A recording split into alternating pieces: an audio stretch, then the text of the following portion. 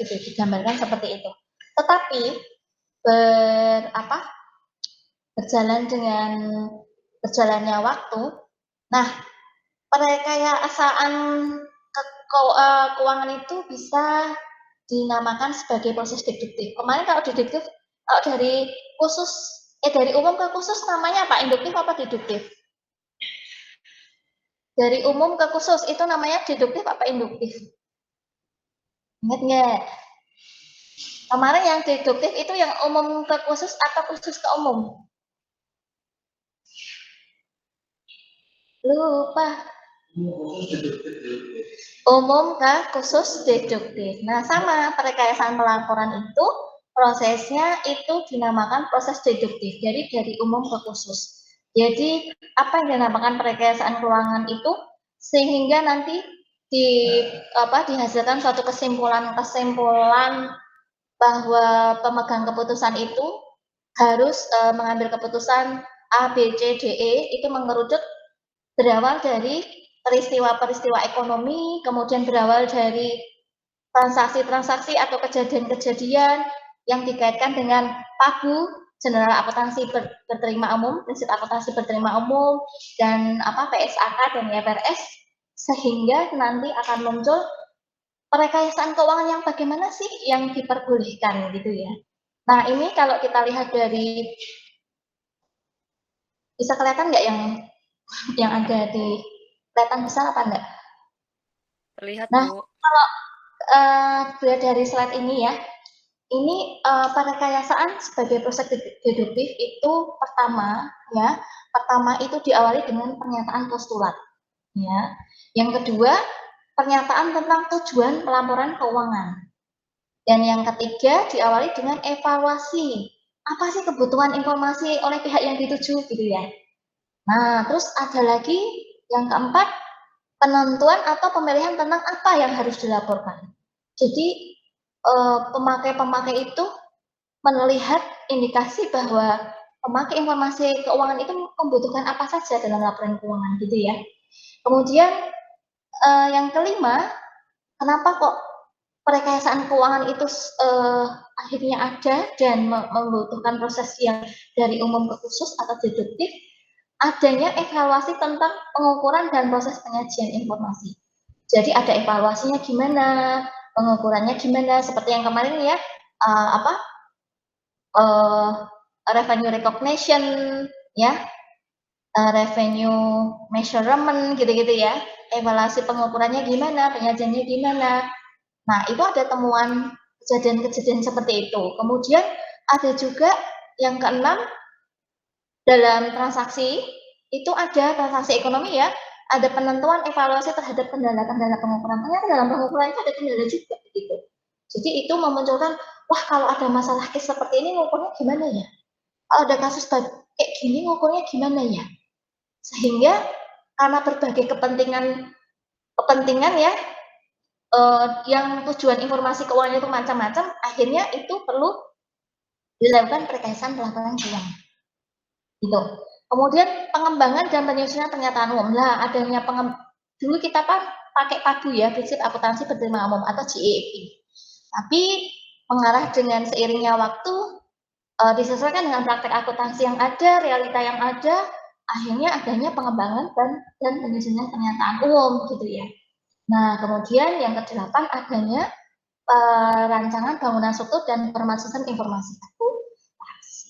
Oke, inilah kenapa ya ada proses deduktif sehingga muncul perekayasaan pelaporan keuangan. Ya, dimulai dari umum ke khusus. Pernyataan postulat yang umum, pernyataan tentang tujuan pelaporan keuangan. Yang umum tujuan pelaporan keuangan itu apa sih? Memberikan informasi kepada pemakai laporan keuangan, ya, untuk mengambil keputusan. Kemudian ada evaluasi kebutuhan informasi pihak yang dituju. Semua itu dari umum. Penentuan mulai tentang apa yang harus dilaporkan itu umum. Evaluasi pengukuran dan proses pengajian informasi, penentuan dan evaluasi terhadap kendala-kendala, pengukuran, pengembangan, penyusunan ya. Kemudian sampai yang terakhir perancangan bangunan struktur format sistem informasi akuntansi. Oke, kita langsung next aja. Nah, siapa sih sebetulnya yang merekayasa ya? Perekayasa di tingkat nasional secara teknis diserahkan kepada badan legislatif atau kepada provinsi atau badan khusus seperti Badan Pengawas Pasar Modal atau Bapepam ya. Badan legislatif mempunyai kekuatan yuridis dan politis untuk menentukan hasil akhir perekayasaan dalam bentuk hak veto atau amandemen. Terus aspek semantiknya apa sih dalam perekayasaan? Ya, karena ada simbol-simbol penyimbulan objek-objek fisik kegiatan perusahaan yang relevan, maka ada statement keuangan, makanya dinamakan ada aspek semantik. Kemarin kan udah pragmatik, semantik, simbolik, pernah belajar itu ya kemarin ya? Waktu dijelaskan Bu ini kemarin pertemuan kemarin. Nah, pada saat perekayasaan pelaporan itu karena menemukan adanya simbol-simbol objek fisik kegiatan perusahaan atau elemen-elemen laporan keuangan kemarin apa aja? Ada apa? Elemen-elemen laporan keuangan? Ada? Apa elemen laporan keuangan yang masih ingat kemarin? Pendapatan Bu, biaya, iya, ekuitas, aset, ya, pendapatan, biaya, karena itu dipakai terus kan elemen-elemen itu. Nah, makanya itu disebut aspek semantik karena menimbulkan simbol-simbol objek-objek kegiatan perusahaan yang relevan menjadi objek-objek yang disebut elemen-elemen statement keuangan, pendapatan, aset, gitu ya, biaya, pendapatan, biaya, aset, terus apa lagi? Modal, ya kan?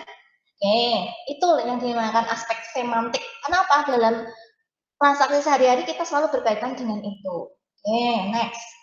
Nah, ini proses saksama. Untuk mencapai kualitas yang tinggi dan andal, proses perekayasaan harus dilakukan melalui tahap prosedur yang saksama dan teliti. Maksudnya saksama ya, bukan saksama. Saksama dan teliti. Nah, pertama langkahnya sama, mengevaluasi masalah dulu. Mengadakan riset dan analisis, menyusun mendistribusi memorandum diskusi atau FGD gitu ya. Mengadakan dengar pendapat umum gimana, pendapat ahli gimana, menganalisis dan mempertimbangkan tanggapan publik atas memorandum diskusi, menerbitkan draft awal standar yang diusulkan, menganalisa dan mempertimbangkan tanggapan tentang ide, memutuskan menerbitkan statement yang bersangkutan. Oke, ini sama aja kayak kita mau ini ya, membuat tesis disertasi biasa dari mengevaluasi masalah. Oke. Konsep informasi akuntansi ya sama tadi, nilai informasi tidak lepas dari apa? Simbol-simbol atau elemen-elemen yang termuat dalam statement keuangan ya.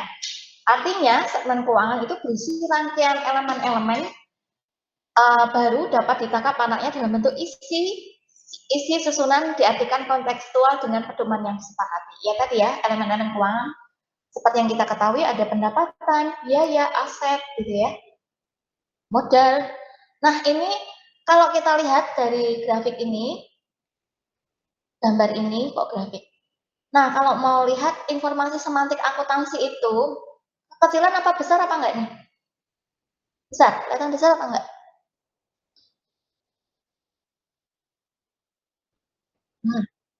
Piye? Tapi tak iso ndelok wong.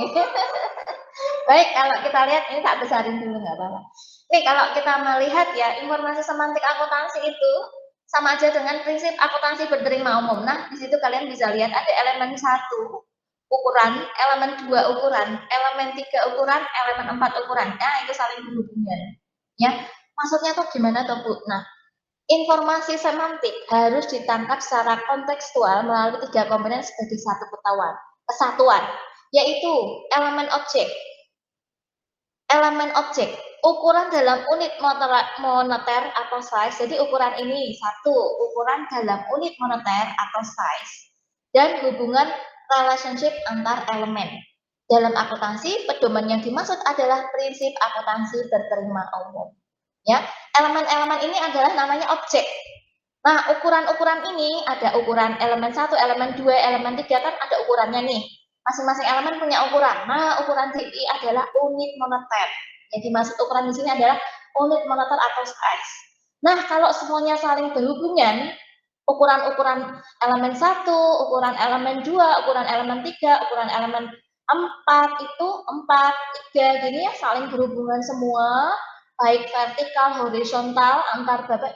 Ini disebut prinsip akuntansi berterima umum. Ini penggambaran secara simbolnya begini, ya.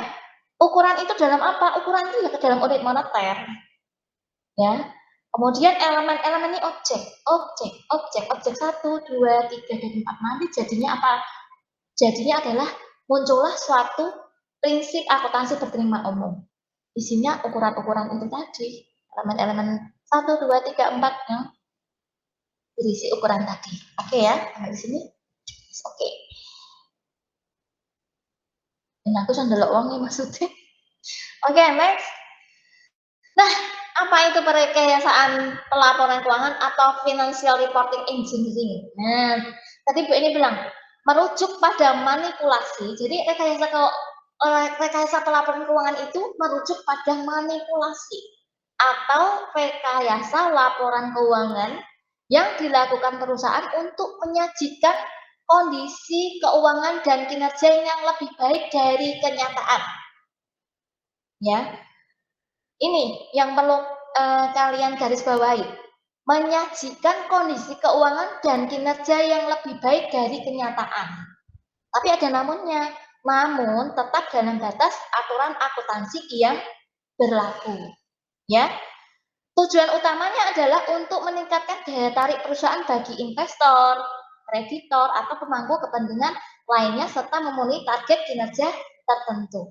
Tindakan ini bisa dilakukan tanpa melanggar secara eksplisit aturan akuntansi, tetapi lebih pada eksploitasi celah dalam standar akuntansi.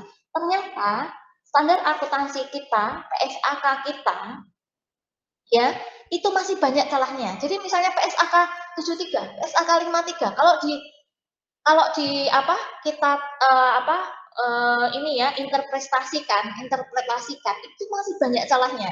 Jadi kayak kita kemarin menginterpretasi PSAK nomor 73, 53 itu sebetulnya kalau ditelaah dari celah-celah itu bisa mendorong kita untuk melakukan perekayasaan pelaporan keuangan. Gitu ya. Jadi intinya perekayasaan pelaporan itu sebetulnya apa ya? Legal atau ilegal menurut kalian? Legal atau ilegal? Kalian sebagai akuntan Legal, memutuskan. Bu. Legal, Bu, selama masih dalam koridor yang berlaku. Siapa yang Mas Renaldi? Gitu ya? Betul. Legal. Ya, Membayangkan apa tidak itu? Kalau legal, Bu. ternyata perekayasaan pelaporan keuangan berlebihan. Kalau berlebihan pasti nggak legal, Bu. Tapi kalau masih batas yang berlaku pasti bisa. Nah, maksudnya batas yang berlaku itu yang bagaimana?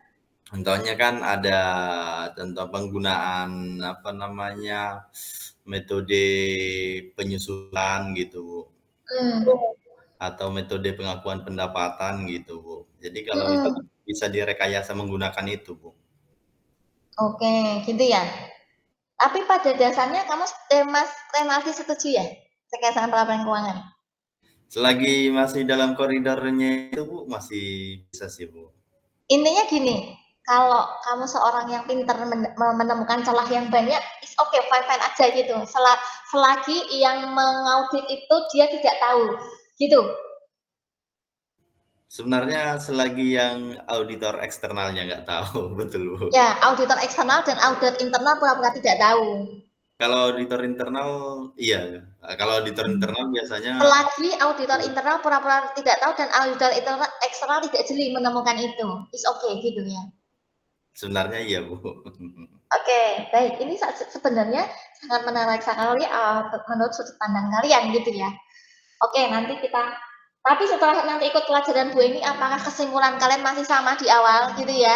Coba sekarang saya mau nanya Mbak Septi. Mbak Septi setuju nggak dengan perekayasaan pelaporan keuangan? Setuju sebenarnya. Baik, nanti ini jadi saksi semua ya. Apakah pendapatnya Mbak Septi yang ada di sini dengan setelah nanti diajar sama Bu ini, apakah berbeda dari awal sampai akhir gitu ya? Oke, Mas Renaldi setuju, tapi nggak boleh berubah-ubah loh ya. Mbak Septi bilangnya oke ya, setuju. Mbak Odi, nah kenapa?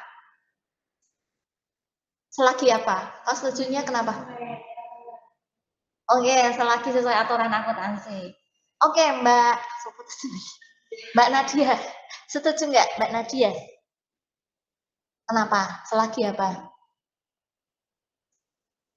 Gitu? Oke. Mas Naim.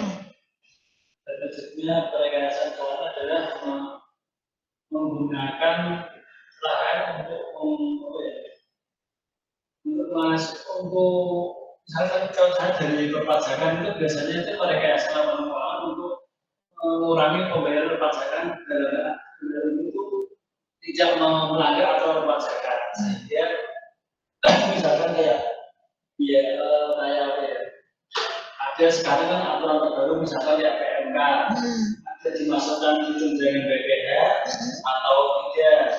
Kalau tidak dimasukkan berarti kan nanti kan kalau dimasukkan di tunjangan gaji, berarti gajinya bukan gajinya terlalu besar, labanya kecil tapi gajinya kena pajak progresif sampai 35%. Tapi kalau tidak dimasukkan di tunjangan itu masuk biaya. Nanti biaya besar. Biaya besar, labanya kecil, gajinya kecil. Akhirnya apa tidak dimasukkan? Akhirnya tidak suka jadi labanya itu di settingnya itu masuk ke dividen. Sekarang kan jadi biasanya seperti itu juga. Oke, jadi kesimpulannya gimana? Selama tidak melanggar aturannya tidak apa-apa. Yang penting pajaknya lah oke. Pendapat pajaknya ora oke ya. Pajak yang penting pajaknya ora oke, pendapatannya tidak begitu kelihatan banyak gitu ya. Tapi performanya ketok bagus, biayanya nggak bengkak gitu ya. Terus dialih. Kenapa? Larinya ke aset. Kalau punya Mas Naim pajaknya dilarikan kemana? Dividen.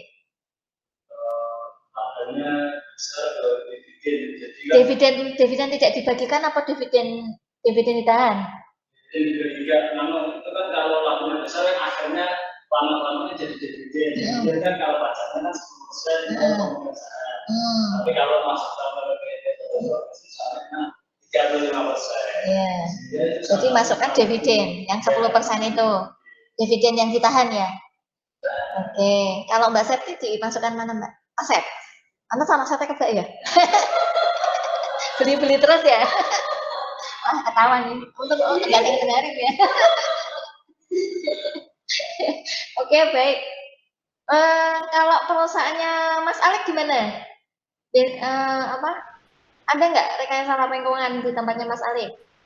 Ada Bu. Ada. Jadi, tapi saya tidak setuju ya Bu. Secara investor saya nggak setuju. Ini tidak setuju ya. Kalau dari investor pasti tidak setuju karena merasa dibohongin. Ya. Tapi karena saya investor jadi saya agak sebel gitu ya. Kalau walaupun saya tahu itu rekayasa laporan keuangan kayak earning management gitu juga kan. Saya juga agak sebel pada saat saya sebagai investor invest ke perusahaan misalnya BBRI, BBCA gitu-gitu ya. Ini benar nggak sih dia mencerminkan apa keuangannya apa yang terjadi gitu ya? Sebenarnya apa enggak gitu. Oke, gimana Mas Alek? Pendapatnya Mas Alek? Ya, kalau saya sebagai di karyawan ada Bu. Nah, dari itu saya belajar. Saya sebagai investor lebih berhati-hati Bu. Saya nggak setuju karena berarti laporannya yang ditampilkan di Bursa Efek Indonesia itu semu Bu, tidak sebenarnya. Dan nyatanya kan kayak contoh nih Bu, Bank Banten itu kan sekarang semua laporan keuangannya positif, tetapi sudah hampir 10 tahun nggak gerak Bu, bahkan malah terdelusi. Berarti saya secara investor nggak setuju dengan adanya pelaporan ini Bu, rekayasa pelaporan keuangan. Baik, antara 1, 2, 3, 4, 5 vs 1 ya. Tak golek dulu Mas. Nanti 5-nya setuju semua. Mas Renaldi setuju ya? Setuju Bu. Oke, Mas Renaldi, Mbak Septi, Mbak Cio, Mbak Nadia, gitu.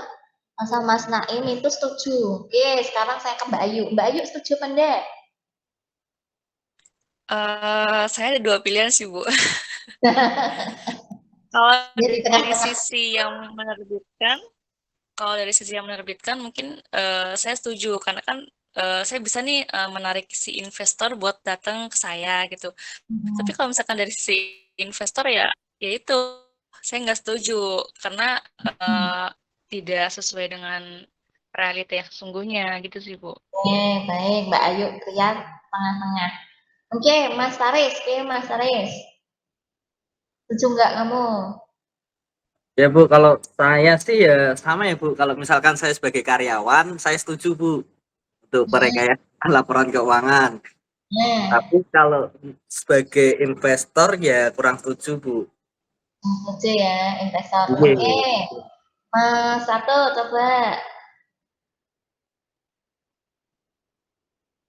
Ya Bu, Setuju nggak? saya setuju Bu. Setuju, oke. Setuju Bu. Setuju gitu aja ya. Kenapa Mas Ya, Bu. Catur? Gimana Bu?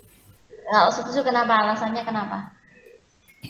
Ya, selagi itu tidak melanggar ketentuan ya untuk Boleh nggak rekayasa. Kan biar ngin Iya, yang itu bisa makan. Nggak apa-apa. iya. Oke, baik Mas Catur. Mbak Rizka. Setuju nggak Mbak Rizka? Iya Bu, setuju aja. Soalnya saya masih karyawan. Sebenarnya sekarang Mas Adam. Mas Adam. Setuju nggak Mas Adam? Untung lah, ono sing bos yo ngirim terus langsung ngono ki. Hah?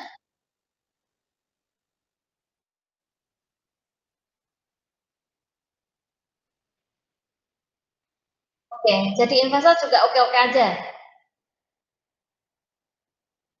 Ya, kalau kalau Mas Adam jadi investor, kamu udah tahu nih, laporan keuangan itu ada nggak mungkin 100% murni, ada proses perekayasaan laporan keuangan.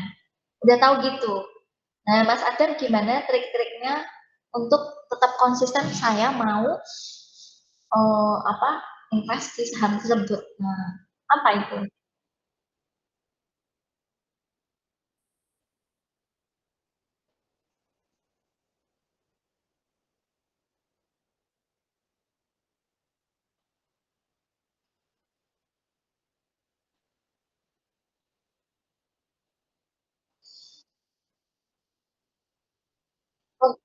Prinsipnya kalau pegangannya kalau ada opini audit wajar tanpa pengajuan. Pernah dengar nggak kasusnya Enron dulu? Itu opini auditnya itu udah wajar tanpa pengecualian tuh. Yang kasus Enron tahun berapa itu ya? Nah itu juga nggak jamin ternyata. Ternyata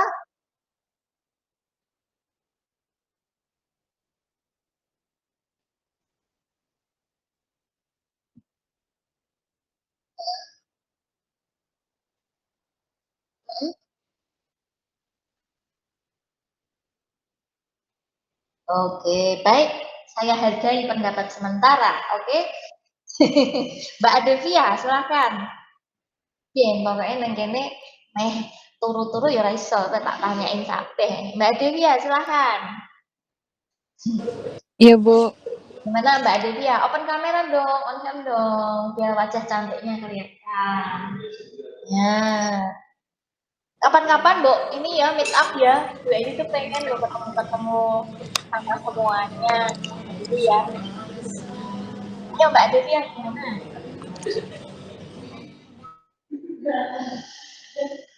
Setuju apa enggak? Setuju apa enggak Mbak Adevia?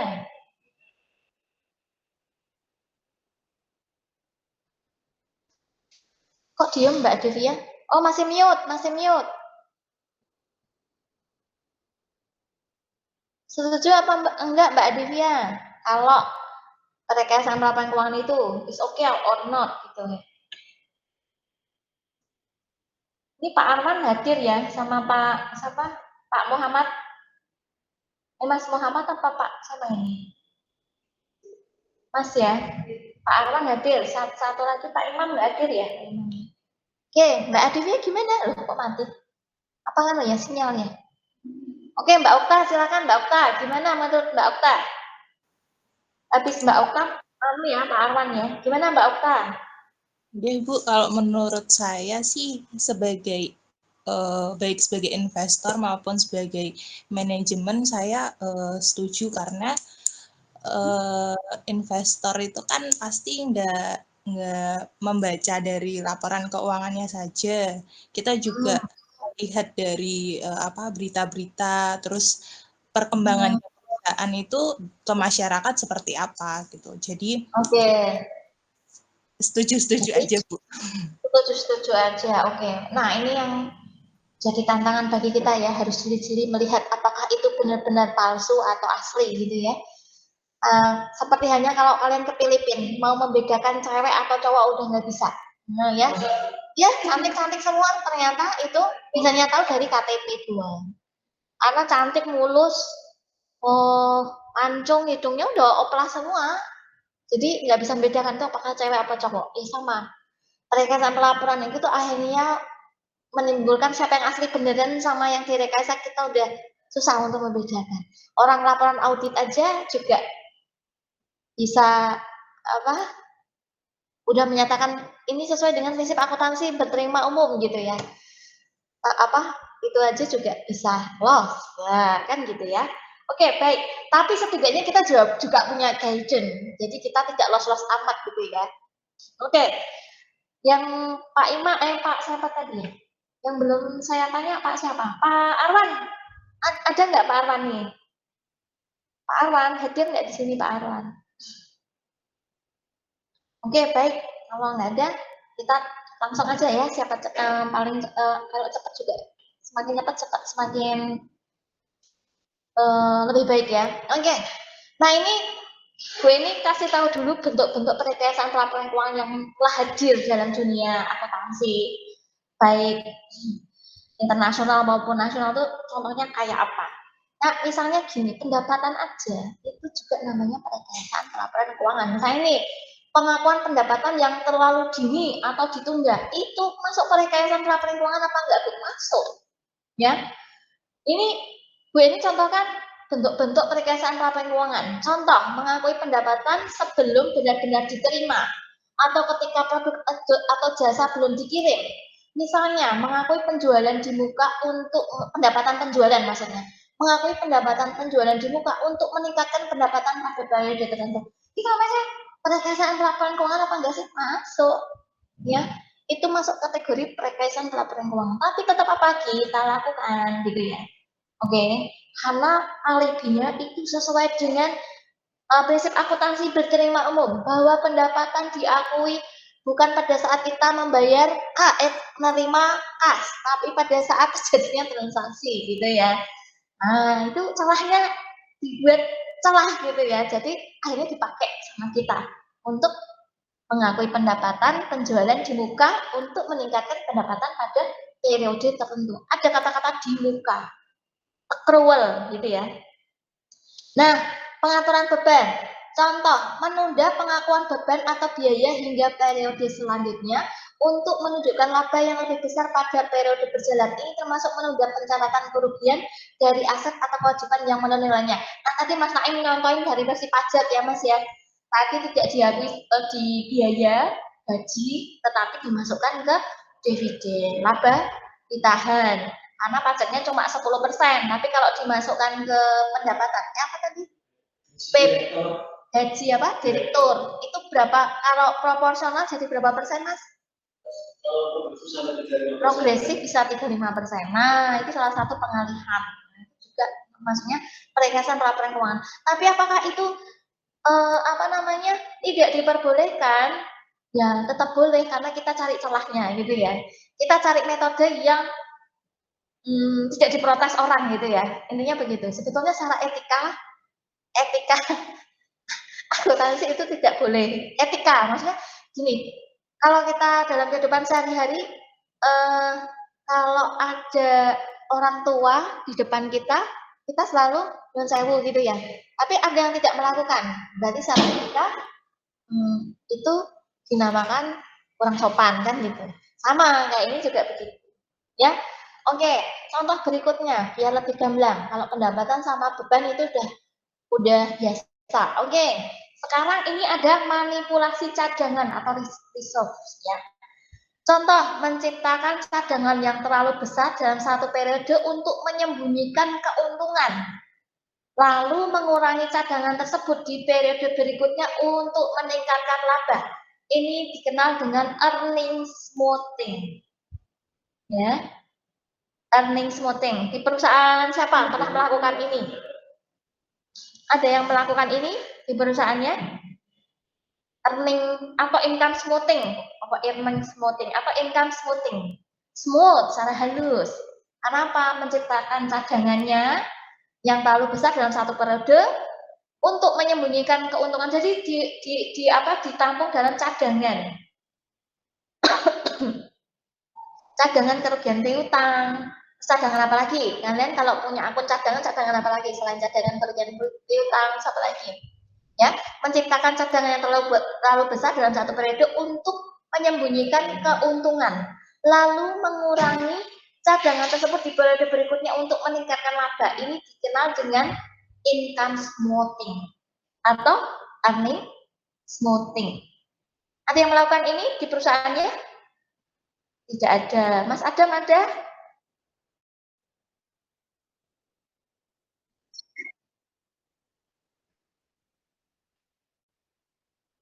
Oke, pendapatan yang masih belum diakui. Namanya apa akunnya?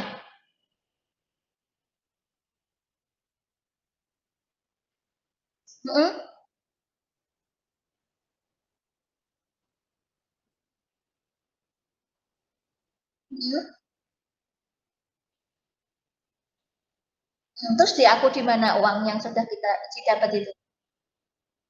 Oh, di Aktiva. Oh, kayak udah. Iya. Kamu pakai pendapatan di muka ya, Mas Adam? Pendapatan diterima di muka ya, pakai akun itu ya. Oh, nek udah ya.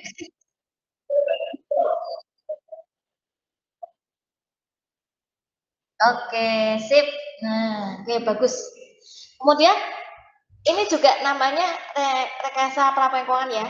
Klasifikasi ulang atau reklasifikasi pos. Maksudnya gimana, Bu? Contoh, mengubah klasifikasi pengeluaran dari biaya operasional menjadi pengeluaran modal.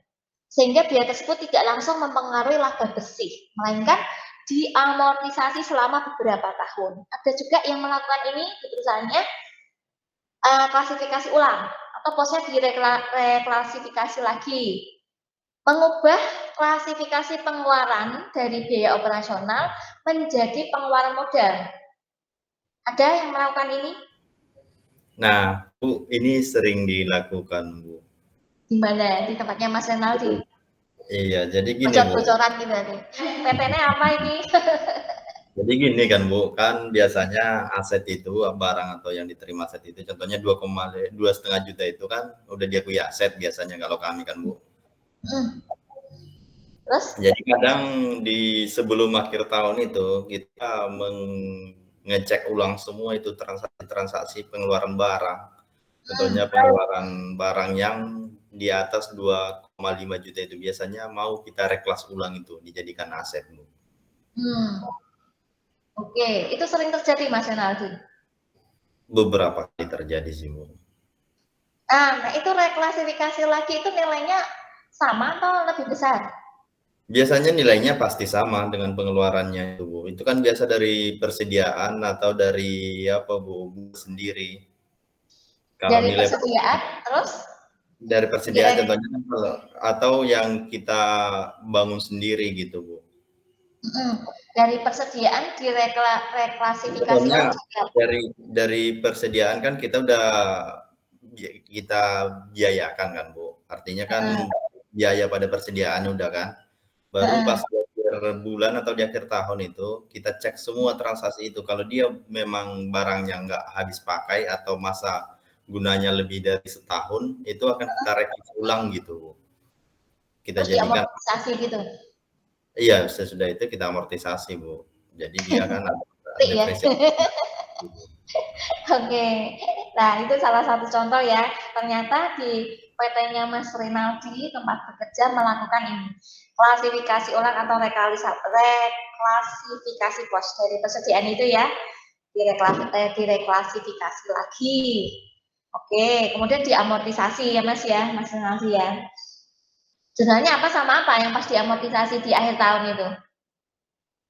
Kita tarik nanti dari aset, Bu. Kita tarik dari aset berarti aset pada biaya aset pada biaya kan, Bu. Udah terbentuk asetnya kan. Itu nanti baru Tapi biasanya itu kita akumulasi depresiasinya yang berjalan. Contohnya kita keluarkan kemarin itu di periode Juni gitu kan Bu. Dan baru kita reklas di periode Desember. Berarti masih ada 5 bulan lagi depresiasinya yang harus kita jurnal kembali Bu. Oh gitu. Ngakui aset pada biaya, kemudian asetnya diamortisasi 5 bulan lagi gitu ya. Iya betul Bu. Jadi itu biar periodenya terlihat dia pas pengeluaran. Itu biasanya kalau di audit internal itu audit eksternal ini enggak ke cetek apa enggak? Sebenarnya pernah jumpa Bu, tapi karena kita ada pedoman kita Bu, apa namanya? Untuk akuntansinya Bu, SOP-nya di situ disampaikan Bu bahwa material dengan harga sekian itu harus diakui aset gitu Bu. Jadi oh itu gitu, malah disarankan material dengan harga sekian harus diakui aset gitu. Iya betul Bu. Malah, jadi itu makanya malah direklasifikasi ulang, malah dia setuju audit eksternalnya. Karena kita kan ada pedoman apanya Bu, akuntansinya gitu Bu. Standar akuntansi perusahaan itu sendiri gitu Bu. Maksudnya apa namanya aturan akuntansinya gitu. Oke. Jadi itu kita gunakan dasar kita Bu. Oke, baik. Ya. Sebagai auditor internal, kalau kita menemukan ada material dengan harga seperti itu contohnya, tapi nggak diasetkan, itu jadi finding kita Bu. Jadi temuan. Iya betul Bu. Kalau auditor internal saya masih maklum, dia menyarankan diakui sebagai aset. Tapi maksud saya pada saat kan ini ada auditor eksternalnya ya, itu jadi perhatian apa enggak sama dia? Karena udah dimasukkan aset, jadi enggak jadi perhatian ya? Enggak jadi perhatian Bu, iya. Biasanya pas Opname aset kan mereka bawa list aset kita. Ini asetnya mana? Ini berarti mereka masih menerima. Biasanya kalau ada fisiknya tapi tidak diakui sebagai aset, itu akan jadi temuan sama auditor eksternal.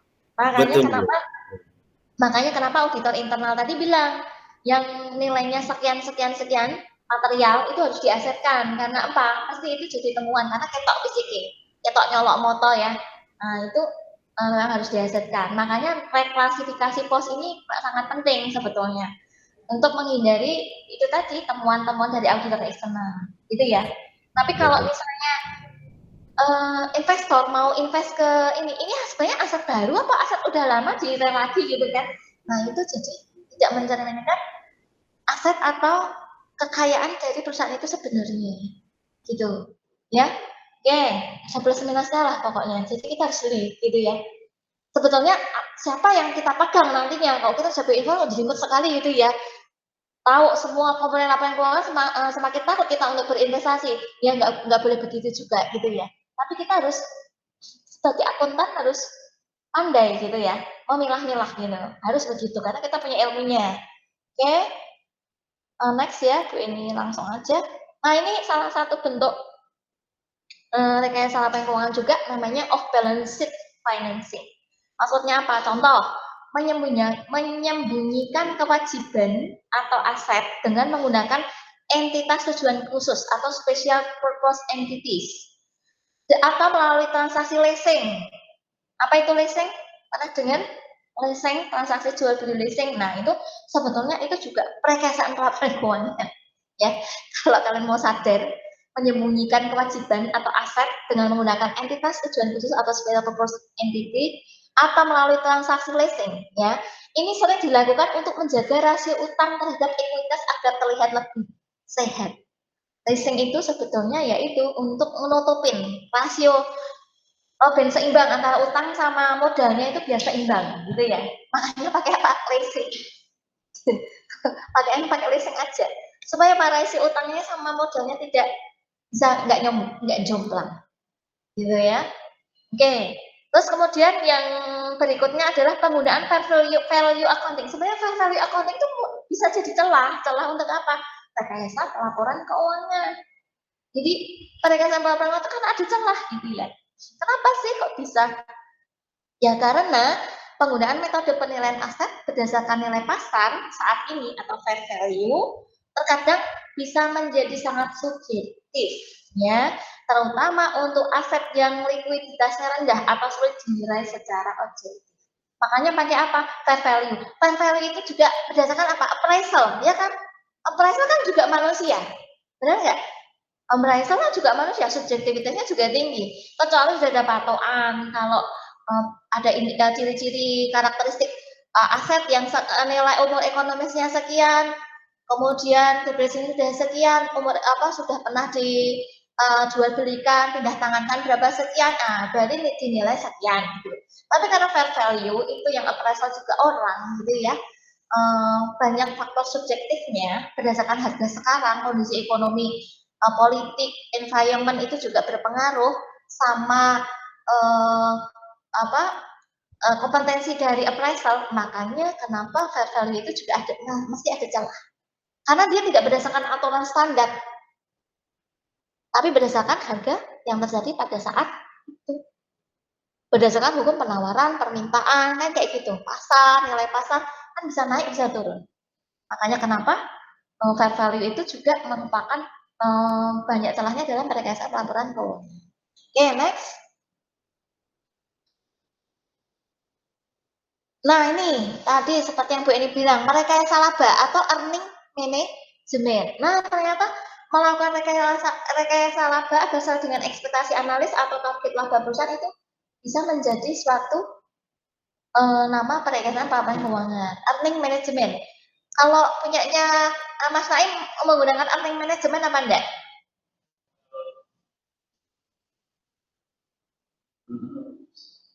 Earning management.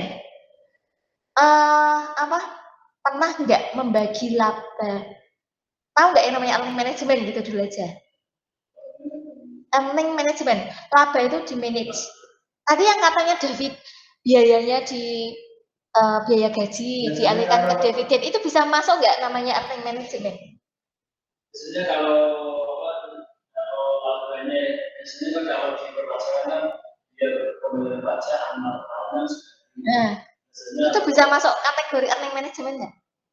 Itu masuk asal nanti ada biaya-biaya yang tidak diakui sehingga masuk. Ya. Oke, itu masuk earning management apa enggak? Masuk ya, oke. Tadi siapa? Mas Naim tuh bilang tadi yang pembayaran biayanya diatur gitu ya, dividennya juga diatur, jadi masukkan ke dividen gitu ya. Biaya gajinya juga tidak dialokasikan dalam biaya gaji 100% gitu ya. Nah, itu masuk earning management nggak menurut Mas Rinaldi? Tadi yang penjelasannya Mas Naim tadi. Masuk, Bu. Itu kan udah pengaturan. Kenapa? Itu kan udah pengaturan apa, Bu? Udah pengaturan pendapat, geser biaya, ke periode mendatang. Iya. Bu, jadi saya mau bertanya juga, Bu. Untuk kasus Garuda kemarin itu termasuk earning management juga kan, Bu? Ya jelas. Kok jadi harus bertanya-tanya, itu jelas earning management itu. Garuda kan? Iya, intinya, betul. kalau kalian mau menandai apakah kasus itu earning management, ada pergeseran pendapat, geser biaya, itu sudah masuk earning management. Itu aja. Pajak ya pasti, otomatis. Dia biar pajaknya nggak tinggi, ya itu earning management. Nah, udah jelas, pajak itu udah jelas.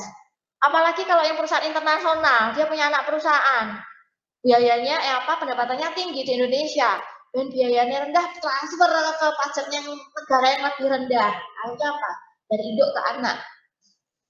Itu untuk apa? Untuk menurunkan pajaknya. Atau kebalikannya, dari luar negeri lempar ke Indonesia karena regulasinya nggak begitu ketat tentang pajak, biayanya rendah pajaknya. Itu transfer biaya dari induk ke anak itu masuk ke ranah earning management gitu ya.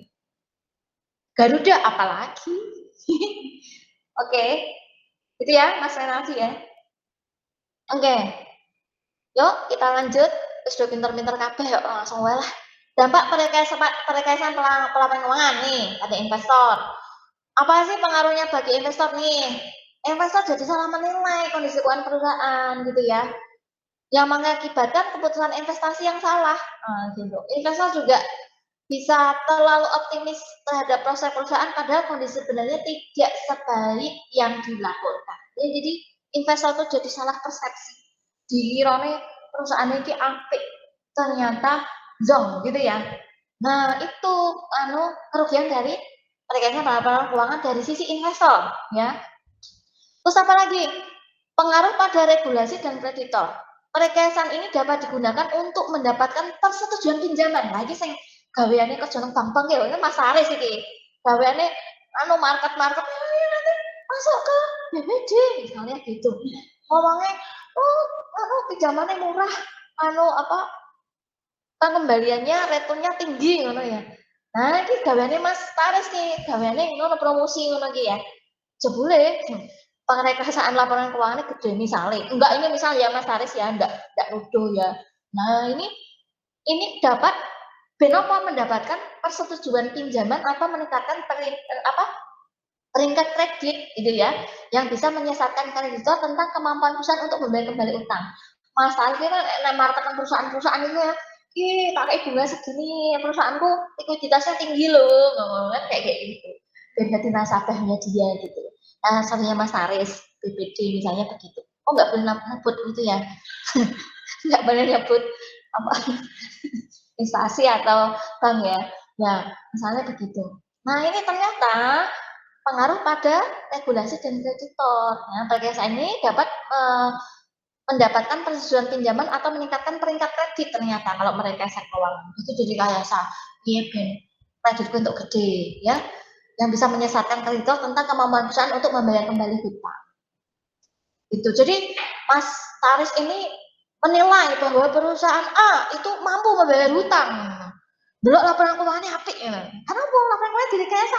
Labane iki apik terus. Iso bayar dividen gitu ya.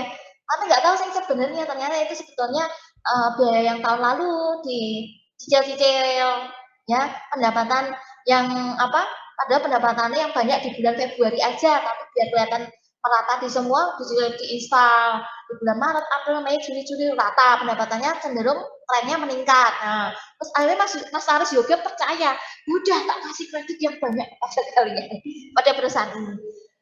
Padahal Mas Haris, kamu gue apa sih? Misalnya begitu ya.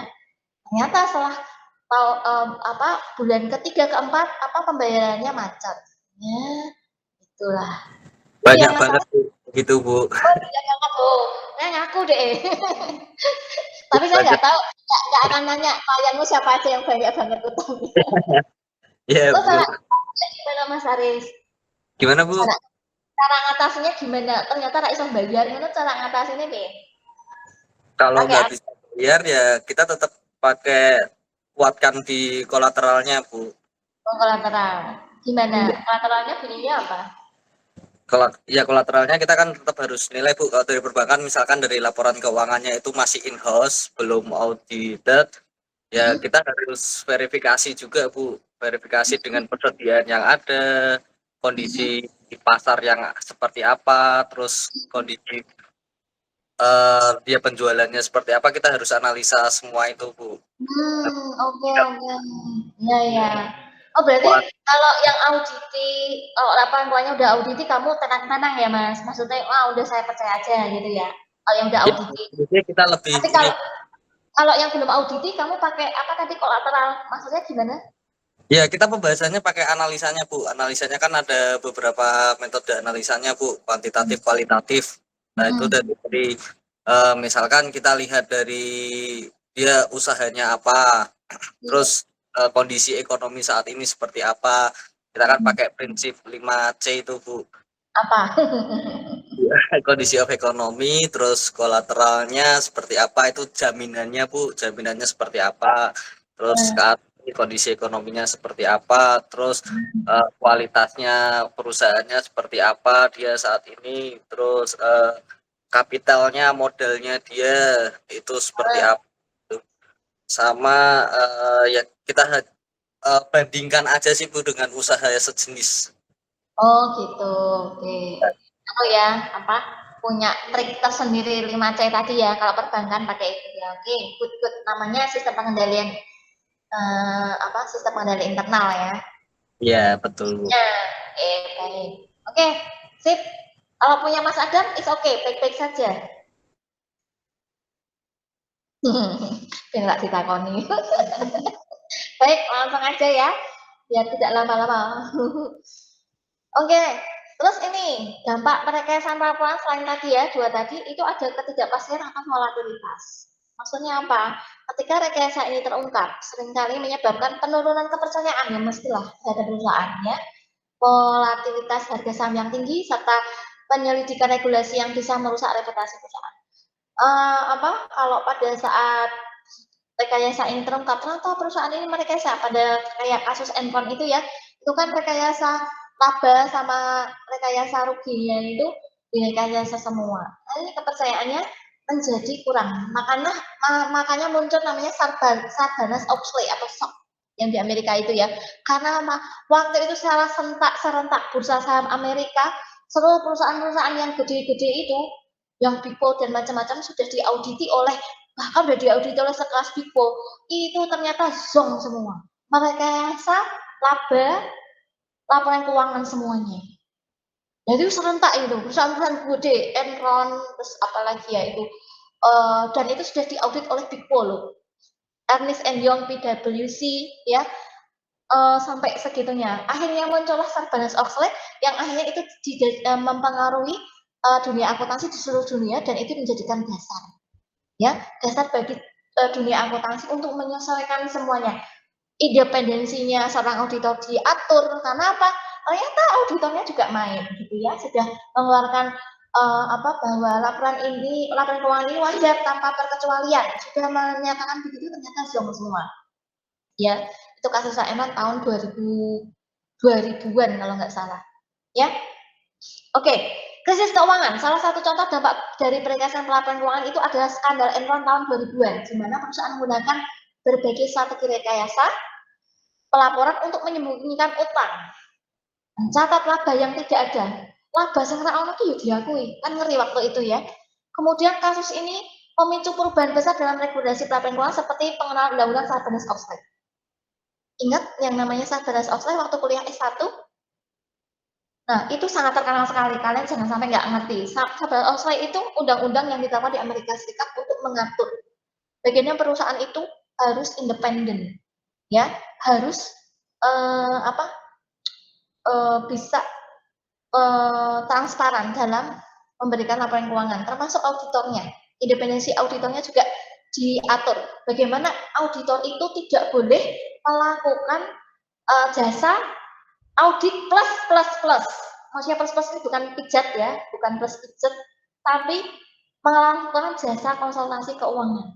Tidak boleh dalam perusahaan yang sama, harus terpisah. Karena waktu itu yang terjadi di Enron dan kawan-kawannya, itu dia juga jadi auditor internal, dia juga jadi auditor eksternal. Dia juga melaksanakan jasa audit, tapi dia juga melaksanakan jasa konsultasi. Jadi KKN. Nah, itu dengan adanya Sarbanes-Oxley semua diatur. Jadi auditor yang sudah melaksanakan jasa audit tidak boleh juga melaksanakan jasa konsultasi. Gitu ya. Oke. Nah, ini point of view. Point of view-nya apa sih? Perekayasaan pelaporan keuangan adalah praktek manipulasi yang masih dalam batas aturan akuntansi, tetapi melanggar prinsip etika. Itu point of view-nya.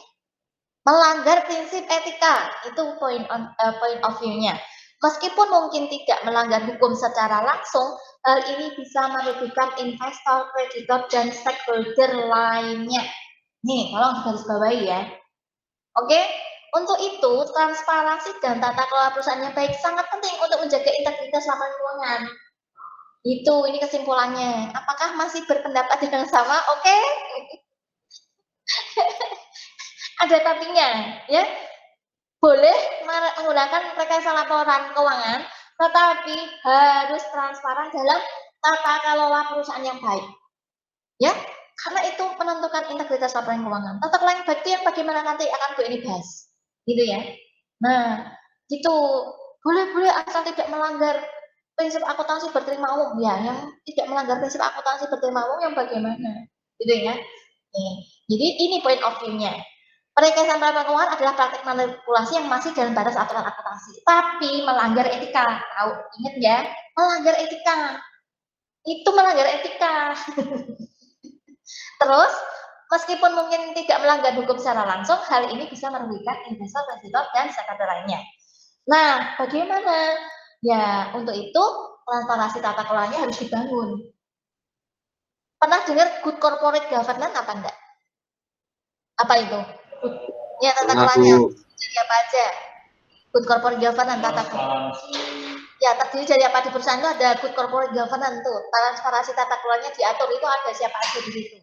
Kalau kalian lihat laporan keuangan annual report untuk perusahaan yang udah IPO, itu ada tata kelolanya itu. Misalnya apa aja tuh? Di situ tertera ada siapa aja itu, orang-orangnya siapa aja itu. Ada komisaris, Bu. Terus? Dewan direksi. Oke, terus? Komite audit. Komite audit. Nah, itu tata kelolanya karena ada komite audit. Terus apa? Komite audit juga ada dibagi beberapa komite audit apa gitu. Komite audit independen harus berapa? Kan itu diatur toh? Tata kelolanya kan gitu toh? Komite audit harus berapa jumlahnya? Yang independen kan gitu toh? Komite audit internal sama komite audit eksternal itu harus berapa diatur? Ya, sampai OJK itu diatur harus berapa? Itu tata kelolanya. Jadi bisa meminimalisir terjadinya tadi perekayaan pelaporan keuangan yang berlebihan, tidak bertanggung jawab. Paham sampai di sini? Jadi kenapa kalau kalian sebagai investor pasti akan melihat komite auditnya ada berapa, eksternalnya ada berapa, gitu, ya. Itu sebagai salah satu kalau komite auditor independennya sudah memenuhi syarat, ya intinya gawangnya kita sudah mau parah-parahnya kita sudah ada pengontrol gitu loh, ceritanya dari eksternal, bukan internal. Kalau internal biasanya dia pro sama perusahaannya, auditor internal. Kalau eksternal biasanya dia independen, bukan biasanya lagi, pasti independen gitu ya. Bagi perusahaan yang nggak IPO. Oke, baik, langsung aja. Nah, bagaimana mengatasi perekayaan pelaporan keuangan? Nah, ini ada beberapa trik-trik yang boleh kita masukkan, boleh kita pelajari cara mengatasi perekayaan pelaporan keuangan. Tentunya ya itu melibatkan penguatan regulasi. Nah, regulasinya dikuatin, tata kelola perusahaannya itu dibaikin, peningkatan transparansi, pemantauan berkelanjutan. Nah, ini salah satu upaya. Caranya gimana, Bu? Nih, penguatan regulasi dan standar akuntansi. Jadi regulasinya dikuatin. Misalnya nih, memperbarui standar akuntansi, menyesuaikan standar akuntansi seperti IFRS dan TSAK. Nah, ini makanya TSAK itu ngumpulnya pakar-pakar akuntan untuk mengantisipasi masalah-masalah yang ada dalam dunia akuntansi sesuai dengan praktek realita nyata. Makanya TSAK itu masih sering terus berkembang gitu ya. Kita menyesuaikan dengan IFRS juga untuk mengurangi celah yang bisa dimanfaatkan oleh perusahaan dalam laporan keuangan. Jadi mereka tuh tujuannya apa? Celah itu ditambal-tambalin gitu. Dan mereka nggak bisa bergerak. Makanya PSAK tuh banyak banget kan sekarang. Kalau ada case ini PSAK-nya gimana? Kalau ada case gini PSAK-nya diaturnya gimana? Kalau ada PSAK gini PSAK diatur gimana? Biar perusahaan itu celahnya tidak banyak, ditambal gitu loh. Intinya begitu. Nah, kenapa begitu? Karena tadi kan merugikan investor, kreditor dalam memang dalam segi perusahaan suka-suka aja, untung gitu ya. Tapi seiring berjalannya waktu, jadi perusahaan itu senang kalau ada akuntan yang pinter ya, bisa pinter merekayasa, bisa pinter menambal gitu. Ceritanya begitu. Tapi ini caranya ya lewat IFRS, PSAK. Kemudian regulasi yang ketat. Menerapkan regulasi yang lebih ketat terkait pelaporan keuangan dan kontrol yang lebih baik atas metode akuntansi sering disalahgunakan seperti pengakuan pendapatan, amortisasi, dan penilaian aset. Nah, ini yang sering disalahgunakan. Tapi at least yang tadi dibicarakan sama Mas Naim tadi itu selama ini legal. It's okay. Ya, Mas Naim ya. Nggak pernah ada yang protes yang masalah pajak itu karena kebanyakan perusahaan-perusahaan besar yang kita kalau bicaranya udah dalam miliaran triliunan yang dilakukan sama Mas Naim tadi itu hampir semua perusahaan melakukan itu. Karena apa? Mereka tidak rela membayar pajaknya sekian besar ke negara. Kalau negara juga mengalokasikan itu malah dikorupsi ya, tidak untuk pembangunan infrastruktur. Makanya kenapa itu dilegalkan? Karena apa? Penyeimbangnya ya korupsi itu tadi. Makanya kenapa kita nggak bisa idealis di Indonesia loh. Gitu. Jadi kenapa kok tadi yang dilakukan sebetulnya bisa negara fighting dengan cara regulasi diketatin. Tapi kenapa dibuat celah sengaja? Karena yang bermain itu juga dia punya perusahaan. Yang membuat regulasi itu dia juga punya perusahaan. Jadi ya begitulah di Indonesia penerapannya begitu. Ya. Ternyata di luar negeri juga begitu. Ya, tapi budaya di luar negeri sama di Indonesia berbeda, sangat berbeda. Dulu kalau di Indonesia pegawai tidak boleh memiliki bisnis dulu. Itulah kenapa banyak terjadi aturan-aturan baru untuk nyegat-nyegati biar tidak terjadi seperti itu. Ternyata seiring berjalannya waktu yang melakukan peraturan itu dia juga punya bisnis, akhirnya aturan itu dihilangkan. Dilonggarkan. Karena apa? Sehingga aturan juga punya bisnis gitu loh. Jadi itu politik semua sebetulnya. Ya, itu politik semua sebetulnya. Jadi ya akhirnya berprinsipnya selama itu tidak ya regulasinya masih longgar ya, oke jalan aja gitu loh. Akhirnya begitu kesimpulannya. Caranya begitu. Nah, terus contoh tindakan. Nah, kalau yang mendunia itu Sarbanes Oxley. Tadi itu kan ada celah tuh, auditor kan laporan keuangan. Kalau kita mau invest, mesti kita melihat apakah laporan keuangan itu sudah auditi apa belum kan gitu. Nah, celahnya adalah dengan adanya Sarbanes Oxley itu, kalau dulu kan dia mengaudit, assign ke laporan keuangan itu dia masih bisa memberi konsultasi, jasa konsultasi pada perusahaan itu.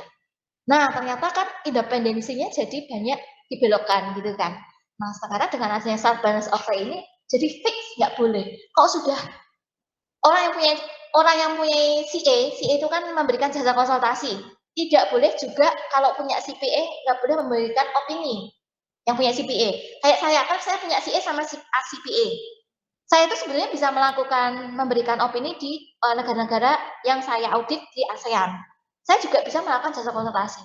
Tapi kalau saya sudah menandatangani memberikan opini, saya nggak boleh memberikan jasa konsultasi. Gitu. Karena independensinya nggak boleh. Gitu. Itu celah dulu tuh jadi celah. Dalam mencari Sarbanes Oxley, kalau membeli konsultasi aja. Nggak boleh dua-duanya. Kalau mau dua-duanya di perusahaan yang berbeda. Saya boleh, karena saya punya CA, saya boleh memberi jasa konsultasi, saya boleh memberikan sign, opini, bahwa ini wajar tanpa perkecualian itu, tapi perusahaan yang berbeda. Itu caranya. Jadi tidak boleh dua-duanya di perusahaan yang sama. Kadang masih gini juga, saya sama Mas Naim punya CA, saya punya CPA. Ya udah, karena kita berteman dengan baik, ya udah, aku yang sandangan CA, Mas Naim yang CPA. Nah, masih kayak gitu. Tapi kan berbeda. Tapi kan mereka nggak tahu kalau kita berteman gitu. Nah, itu celah. Dan nggak bisa dibuktikan, itu celah. Asal Mas Naim sama saya tidak kelihatan foto bersama atau pernah ada hubungan relasi, it's okay. Iya, jadi asal tidak instansi yang sama, KAP yang sama, ya itu celah, sudah celah. Nah, itulah yang dimanfaatkan. Mana aturannya, mana nggak ada. Selama berbeda, perusahaannya is okay. Tapi ini mungkin kayak hukum juga seperti itu ya. Oh iya. Antara sudah saling kenal. Oh jelas. Betul, bisa jadi. Ya bisa jadi. Makanya itulah dunia ya begitu. Ternyata memang seperti itu. Tapi secara boleh, tapi secara etikanya ya. Iya sama. Rekayasa. Betul. Oh kali kok. Kita nggak tahu. Dan itu yang sekarang Loli tahu Loli ya. Loli tahu kan? Yang ada di sini Loli tahu ya. Anaknya Nikita Mirzani itu ya. Itu kan eto-etoe siapa? Rasman sama yang pengacaranya Nikita tuh siapa namanya? Nggak begitu terkenal. Yang terkenal kan Rasmannya gendut itu. Satunya lagi yang pengacara Nikita, itu kan eto-etoe bersih tegang loh. Rasman gini-gini, dia pelecehan seksual dengan klien-kliennya. Terus juga sini kita juga punya pengacara juga, gayanya ngelek-ngelek istilahnya. Kan nggak ngerti kalau mereka di belakang layar salaman. Nanti kita bersih tegang di depan publik ya, nggak ngerti gitu loh. Iya, medianya rame. Ya ini terkenal. Ini cara yang tampil itu yang mana sulit sekarang. Iya, itulah tantangannya seorang akuntan. Jadi kita bermisinya independensi profesional aja. Udah gitu aja. Kita nggak ngerti yang namanya itu transparansinya benar apa tidak. Ya sangat susah di zaman sekarang ya. Nah, tapi itu tadi kembali ke tata kelola. Kalau namanya auditor independen yang big four gitu, masa mau main-main kayak gitu? Kan nama dia yang tercoreng. Kualitasnya big four-nya kan tercoreng. Kalau misalnya ternyata yang kayak kasus Enron itu kan banyak big four yang akhirnya tercoreng gara-gara katanya dia laporan keuangannya sesuai dengan prinsip akuntansi wajar tanpa perkecualian gitu ya. Ternyata habis itu likuidasi. Kan tercoreng itu. Habis itu perusahaannya likuidasi. Kemarin habis ngasih opini wajar tanpa perkecualian, habis itu likuidasi. Kan tercoreng yang kasusnya di Enron itu kan banyak sekali kayak gitu. Karena banyak perkesaan laporan keuangan kali gitu kan. Tapi kalau yang sekarang ini karena dengan munculnya Sarbanes-Oxley semua diatur yang independensi tadi sehingga meminimalisir terjadinya seperti itu tadi. Tapi walaupun masih banyak kejadian gitu ya. Gitu. Jadi prinsip tetap dipakai, kalaupun melenceng, ya itu apesnya aja sih. Ya, kalau Big Four masa mau main-main gitu ya dalam saat sekarang. PwC, EY, sama lupa saya. PwC, EY, ada 4 ya, Big Four ya. Oke. KPMG Bu. Oh, KPMG. Satunya siapa lagi? KPMG, PwC, EY, satunya. Ernst & Young itu EY. Satunya apa ya lali aku. Ya udah itulah ya. Deloitte Bu. Deloitte ya betul. Oke. Nah ini tadi sarannya ini penguatan regulasi, tapi itu pun ya masih ada celah ya. Tapi nggak apa-apa, pendekatan aja ke sini. Gitu. Terus peningkatan tata loka perusahaan ya tadi yang Bu ini sebut ada yang corporate governance, ada dewan direksi, komite audit sama etika perusahaan ya. Di mana dewan direksi yang independen ini memastikan adanya dewan direksi independen dengan kalian keuangan yang memadai untuk meninjau laporan keuangan dan memastikan bahwa manajemen tidak melakukan tindakan manipulasi. Ini salah satu pendekatan. Walaupun tidak murni 100% berhasil, tapi setidaknya ada tindakannya menempatkan dewan direksi yang independen. Oke. Kemudian komite audit yang kuat. Nah, membentuk komite audit yang melakukan pengawasan terhadap laporan keuangan, memastikan audit secara independen dan objektif. Etika perusahaan, menerapkan kode etik perusahaan, mengharuskan transparansi akuntabilitas dalam pelaporan keuangan. Nah, contoh meningkatkan pelatihan terkait tata kelola perusahaan, etika bagi anggota dewan dan manajemen serta pengawasan yang ketat. Sekarang ini aturan dari OJK Dewan Komisaris Independen harus berapa jumlahnya untuk perusahaan yang go public yang IPO? 3 atau 2. Nah, itu ada tuh nanti di OJK-nya ya. Itu memang persyaratan yang harus dilalui untuk mempertahankan tata kelola. Ya. Oke, masih semangat ya semuanya. Jangan takut, nggak lama-lama kok. Ya. Oke, next. Apalagi yang harus dilakukan? Nih, auditor eksternal yang independen dan berkualitas. Nah, ada audit independen, melibatkan auditor internal eksternal yang independen, kompeten gitu ya. Bisa memastikan bahwa laporan keuangan itu sesuai dengan standar akuntansi, tidak direkayasa. Rotasi auditor. Nah, ternyata itu auditor tidak boleh seterusnya 5 tahun berturut di situ, harus dirotasi. Ini salah satu. Nah, makanya kalau ada paper yang namanya rotation auditor, itu memang benar ada diatur sama OJK. Peraturannya ada. Jadi auditor itu tidak boleh misalnya dalam 5 tahun auditornya masih terus tidak boleh, harus rotasi auditor. Makanya ada penelitian yang menyebutkan rotation auditor can increase the performance of the company gitu ya. Ada penelitian yang menyatakan apakah dengan rotasi auditor itu akan meningkatkan kinerja dari perusahaan gitu. Diteliti apakah benar rotasi auditornya dari ini ganti ini, terus kinerjanya jadi meningkat di perusahaan itu. Nah, itu juga stability. Karena itu sangat menarik juga ya, right isu yang menarik sekarang ini. Kemudian audit forensik. Nah, ketika ada kecurangan terhadap perekasan pelaporan keuangan, audit forensik dapat dilakukan mengidentifikasi potensi manipulasi. Nah, sekarang tuh ada auditor reguler sama auditor forensik ya. Nah, yang audit forensik itu harus punya sertifikasi apa sekarang saya lupa namanya. Itu tidak bisa sembarang orang melakukan audit forensik ya. Kalau dia tidak punya sertifikasi fraud forensik, tidak lulus itu dia tidak boleh melakukan audit forensik karena audit forensik itu erat kaitannya dengan ranah hukum.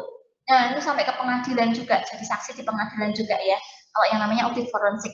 Jadi lebih ke kriminalitas audit forensik. Tapi kalau audit reguler lebih ke tata kelola apakah laporan keuangan ini sesuai dengan prinsip akuntansi berterima umum, wajar apa tidak itu.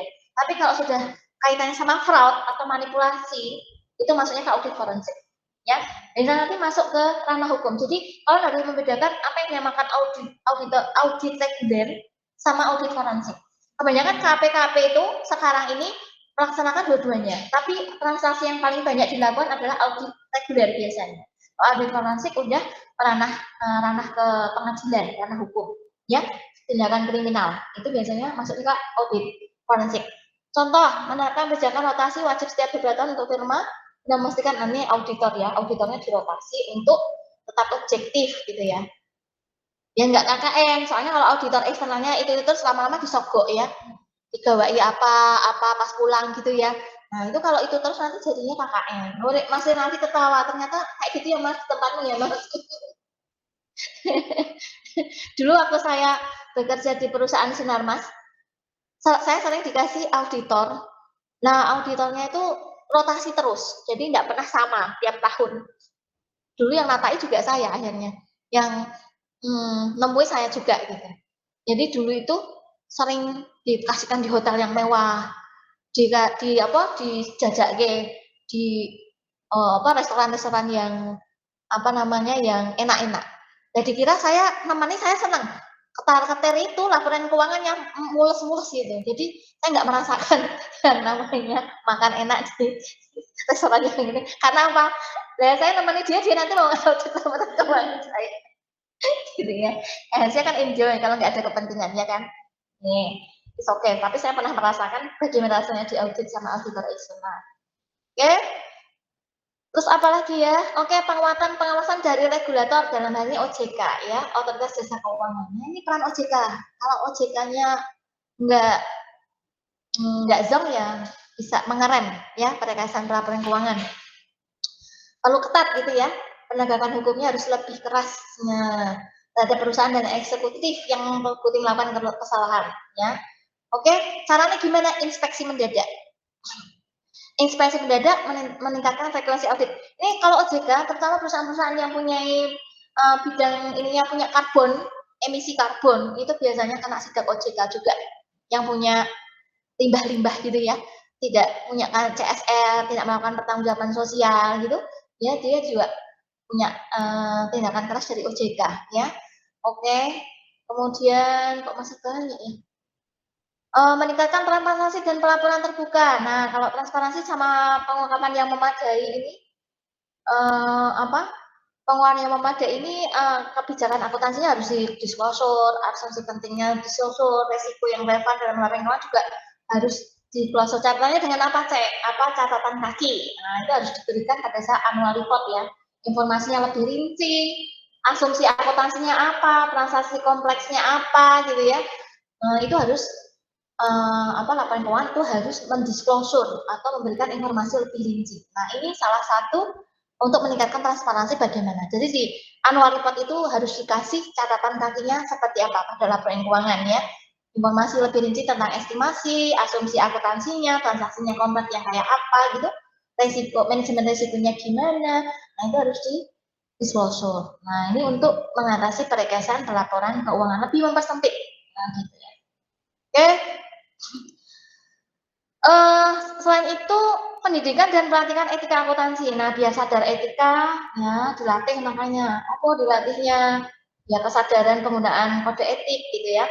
Contoh sertifikasi dan pelatihan etika akuntansi bagi akuntan manajer keuangan dengan menerapkan presentasi etika. Gitu ya. Oke. Implementasi teknologi untuk deteksi dini. Maksudnya apa? Penggunaan software analitik. Nah, kok bisa sih, Bu? Ya, dengan software canggih ini menganalisis pola laporan keuangan, mendeteksi anomali. Jadi nanti kalau di audit, dia menggunakan apa ya? Menggunakan teknologi canggih gitu ya. Nanti dia akan bisa membaca trennya. Oh, nek perusahaan ini biasanya merekayasa lewat ini, nanti kecakalan semua. Ya, makanya ini jadi ajang ketakutan pakai alat. Ya. Zaman sekarang gampang banget untuk mengatasi anomalinya. Perusahaan ini, samping bolongnya ada di mana, titik-titik lemahnya ada di mana, itu gampang banget. Ya, makanya ada implementasi teknologi software analitik ini.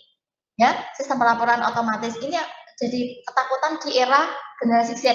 Ya, gitu. Menggunakan AI, analitik big data.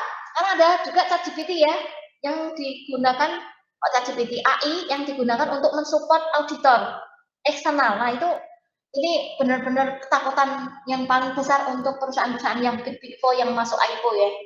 Takut rekayasa laporan keuangannya itu konangan. Karena menggunakan AI ya. Inilah ketakutan yang akan dimiliki oleh perusahaan-perusahaan di era nanti 2025 ke depan ya. Karena menggunakan apa? AI. Oke. Sistem whistleblower yang efektif. Maksudnya gimana? Membuat sistem whistleblower yang aman, anonim sehingga karyawan atau pihak terkait dapat melaporkan praktik manusia tanpa takut akan pembalasan. Pelindungannya untuk whistleblower itu memberikan perlindungan hukum bagi whistleblower yang melaporkan tindakan pelanggaran manipulasi. Whistleblower itu apa toh? Tahu nggak? Whistleblower itu apa? Nah, yang ngadu. Yang suka ngadu itu namanya whistleblower. Jadi kalau suka ngadu kepada ibu guru bisa dikatakan whistleblower apa enggak, Mas Adam? Suka Anda? Bisa. Oh, cara kerennya adalah kamu jangan suka jadi whistleblower. Padahal ngadu ke mamahnya gitu ya. Kalau nggak dikasih permen gitu ya. Oke, contoh membangun infrastruktur pelaporan anonim serta memberikan penghargaan atas inisiatif orang yang melaporkan tindakan manipulatif. Ya, yang suka jadi whistleblower menampilkan tembak cucuan gitu ya. Ternyata kalau melaporkan tindakan manipulatif dapat insentif. Oke, next. Kesimpulan, habis akhir, alhamdulillah. Jam berapa tuh? Masih 8:30. Enggak apa ya, kita agak lebih pagi supaya karena yang di sini cewek-cewek 3, Asnain 1. Nah, Semarang biar aman gitu ya. Kita pulangnya nggak malam-malam gitu ya. Nah, untuk kesimpulannya, pada hari ini kita belajar apa? Kesimpulannya adalah untuk mengatasi perekayasaan laporan keuangan diperlukan kombinasi antara regulasi yang ketat, transparansi yang lebih baik, tata kelola perusahaan yang efektif, audit independen, serta penggunaan teknologi deteksi dini. Itu kesimpulannya sekarang. Ya, ini poin yang kita bahas pada malam hari ini. Jadi perlu kombinasi regulasi yang ketat, transparansi yang lebih baik, tata kelola perusahaan yang efektif lewat good corporate governance tadi. Ada komponen apa? Komite audit gitu ya. Komite audit independen berapa, yang komite audit internal ada berapa, ya, audit independen serta penggunaan teknologi deteksi dini. Kemudian hal ini terus ada perlindungan whistleblower tadi ya. Kalau ngadu tindakan kecurangan itu dikasih perlindungan. Nanti takutnya dihukum gitu ya. Nah, itu kalau ngadu sesuatu yang jahat dilaporkan itu nanti kan dia terancam. Nah, itu ada perlindungan hukum gitu loh. Ya, pada whistleblower tadi. Hal ini membutuhkan kerjasama antara regulator, perusahaan, auditor, dan pemangku kepentingan lainnya agar laporan keuangan dapat disajikan secara akurat, jujur, yang pada akhirnya meningkatkan kepercayaan. Oke, clear ya sampai di sini ya. Jadi, apakah pendapat kalian masih sama? Perekayasaan laporan keuangan masih oke dilaksanakan? Gimana? Saat etika tidak oke.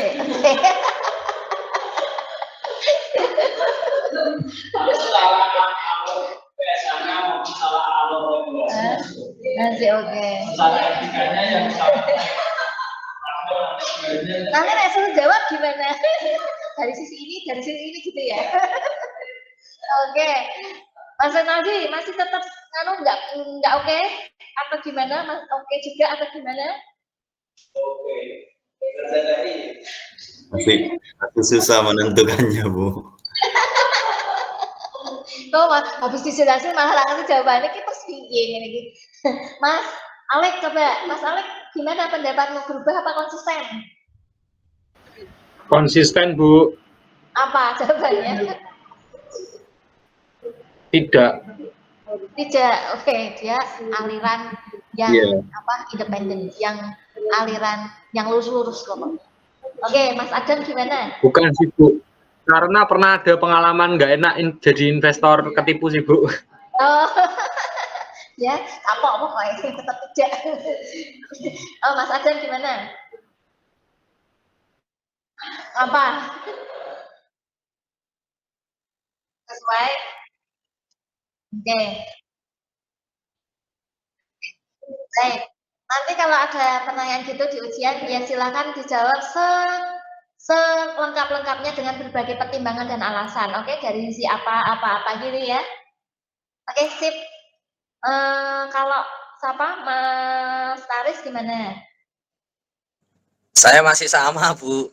Masih sama. Kalau Mas Muhammad Helmi, sama juga? Iya, halo? Ya, kalau Mas Muhammad gimana? Ya, nggak setuju kayak saya. Nggak setuju. Oke, it's okay, no problem. Ya, nanti dengan ditambahin apa ya cara ngatasinya gimana kalau tidak setuju gitu ya, Mas Muhammad Helmi ya, biar lebih perfect ya, sempurna gitu ya. Kalau Mbak Ayu Tria gimana? Masih sesuai konsisten dengan pendapatnya di depan apa sudah berubah lagi? Masih, Bu. Oh ya, oke lah, it's okay. Ya, depend on yourself ya. Kembali lagi kepada kalian. Tapi yang jelas Bu Eni tadi sudah melontarkan apa yang harus dilakukan, unsur-unsur apa yang harus diperhatikan gitu ya. Tata kelolanya harus diperhatikan, transparansi yang ketat juga harus diperhatikan, audit independennya juga harus diperhatikan gitu ya. Terus regulasinya juga harus diperhatikan. Gitu ya. Oke, baik, karena sudah mau jam 9 ya untuk mata kuliah perekayasaan laporan keuangan kali ini Bu Eni akhiri sekian. Apabila ada kata-kata yang kurang berkenan, Bu Eni mohon maaf. Bu Eni tutup sekian. Wassalamualaikum warahmatullahi wabarakatuh. Waalaikumsalam warahmatullahi wabarakatuh. Ya, jangan lupa